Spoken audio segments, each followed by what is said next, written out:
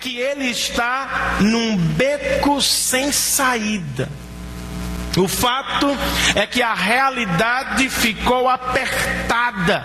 Ele chegou a um local que não consegue passar com facilidade. Ele lista no capítulo 6 várias decepções e termina com perguntas difíceis de responder. A vida de muitos é semelhante à de Salomão. Pessoas convivem com decepções e carregam por isso dezenas de perguntas sobre a vida. A grande verdade do capítulo 6 é esta: a vida pode ser comparada muitas vezes, ou considerada muitas vezes, um beco sem saída. Eu pergunto a Salomão: por que você considera a vida assim, como um beco sem saída? E ele, no capítulo 6, nos oferece 3 respostas. A primeira delas: a vida pode ser considerada um beco sem saída. Preste atenção nisso. Porque prosperidade não garante felicidade. A vida pode ser considerada um beco sem saída, porque prosperidade material não garante felicidade real. Ter muito não significa ser muito feliz. Ele abre o capítulo 6 falando outra vez sobre um mal terrível que observou. Ele diz: eu vi ainda outro mal debaixo do sol. Quero lembrar você que essa expressão mal terrível no hebraico pode significar doença profunda. Semana passada ele viu algumas, agora ele disse: eu vi outra doença. Ou ele está apenas desdobrando a mesma. Essa doença é tão terrível que Salomão diz é um peso para a humanidade. Ela pesa bastante sobre a humanidade. Não é fácil conviver com ela. Que doença é esta? Nas palavras de Salomão, versículo 2. Mantenha a sua Bíblia aberta. Deus dá riquezas, bens e honra ao homem, de modo que não lhe falta nada do que os seus olhos desejam. Mas Deus não lhe permite desfrutar tais coisas, e outro as desfruta em seu lugar. Percebeu a doença terrível que Salomão viu? Prosperidade não garante felicidade. Martinho Lutero, grande reformador, comentando o presente texto, ele disse que este homem tem tudo para ser feliz, tem tudo o que qualquer pessoa gostaria de ter, mas não tem uma vida feliz. Salomão diz que ele tem tudo, mas não desfruta. Outra pessoa surge e desfruta em seu lugar. Ele não nos dá detalhes, e por isso nós podemos imaginar algumas situações. Charles Swindoll, comentando o texto, ele sugere algumas. Ele disse: pode ter sido uma doença. O homem ficou rico, trabalhou a vida inteira e sempre pensou na sua aposentadoria: eu vou desfrutar, eu vou desfrutar, eu vou desfrutar. De repente uma doença invade a sua vida e ele não desfruta de coisa alguma. Pode ter sido um problema familiar. Ele tem tudo, mas a sua casa é um caos. Como desfrutar se a minha casa está vivendo tantas tribulações? Pode ter sido uma tragédia da natureza, um furacão, um terremoto, algo invadiu a sua área, a sua empresa, o seu palácio, derrubando tudo que ele construiu. Nós nunca saberemos exatamente, mas o fato é que ele tinha tudo, mas não desfrutou de nada. Ele era rico e pobre ao mesmo tempo. Salomão o compara agora a uma criança que nasceu morta, versos 3 a 6. Depois de declarar que essa pessoa não desfrutou do que recebeu, preste atenção, Deus deu riquezas, mas Deus não permitiu que esse homem desfrutasse das riquezas. É Deus quem nos dá riquezas, mas é Deus também quem nos permite desfrutar. Ter riqueza é um presente de Deus, mas ter o poder para desfrutar também é um presente de Deus. Esse homem tinha um, mas não tinha outro. Salomão o compara a uma criança que nasceu morta. E ele diz assim no verso 3: um homem pode ter 100 filhos e viver muitos anos.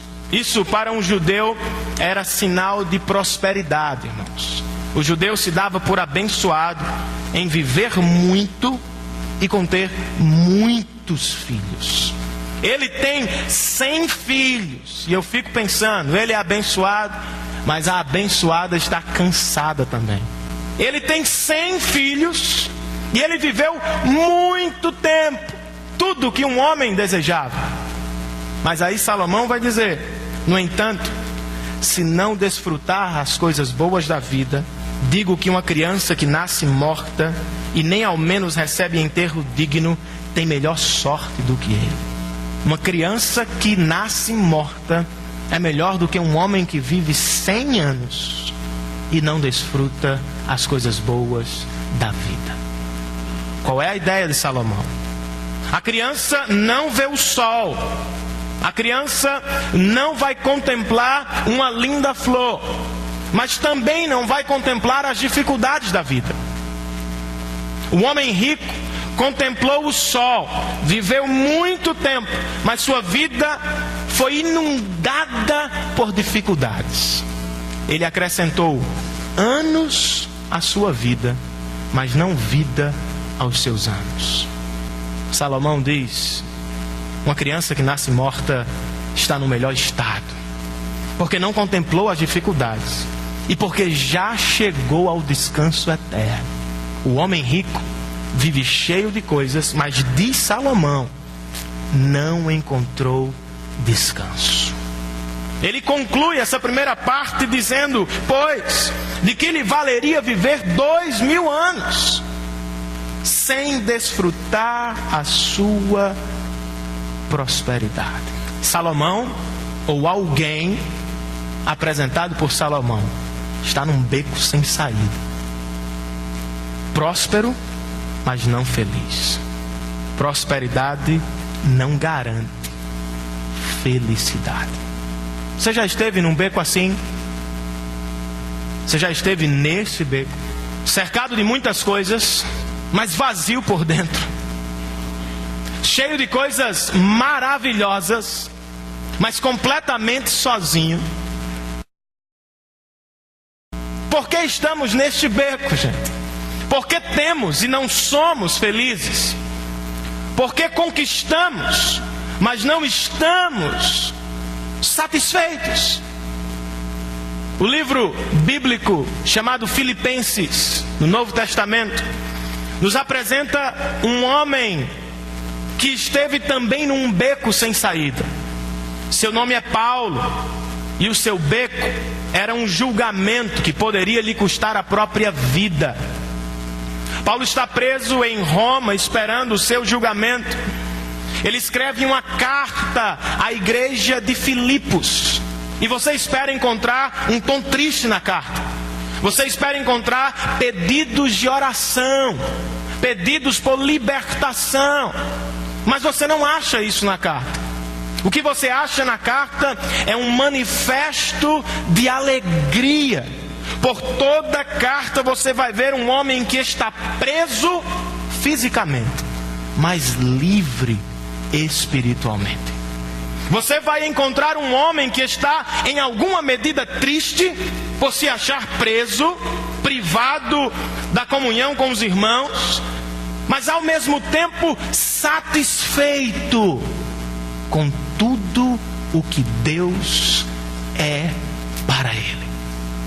Chegando ao capítulo 4, Paulo vai dizer aos seus irmãos: eu aprendi a viver contente em toda e qualquer situação. O que isso significa? Ele nos diz lá: eu posso comer muito, posso comer pouco, eu posso estar preso, posso estar livre, eu posso estar sozinho ou com vocês. A minha alegria não depende mais das circunstâncias que mudam. A minha alegria é estável, pois se acha no Deus imutável. Eu estou preso, mas estou feliz. Eu não tenho, mas estou feliz. Eu não estou com vocês, mas estou feliz, porque a minha alegria se acha em Deus. Para vencer o beco chamado prosperidade não garante felicidade. Você precisa conhecer a verdadeira prosperidade. Qual é a verdadeira prosperidade? Prosperidade não significa ter muitas coisas. Prosperidade, segundo as Escrituras, significa ter Deus. Prosperidade não é ter 2, 3, 4, 5 casas. Porque há muita gente com 10 casas e com um buraco desse tamanho no coração. Prosperidade não significa conhecer todas as capitais do mundo. Prosperidade significa ter Deus. Porque mesmo quando você não tem nada destas coisas, você ainda assim é feliz, porque Deus é suficiente. Jacó, personagem bíblico, viveu esse encontro com a prosperidade. Voltando da terra do seu tio para a casa do seu pai, ele é um homem rico.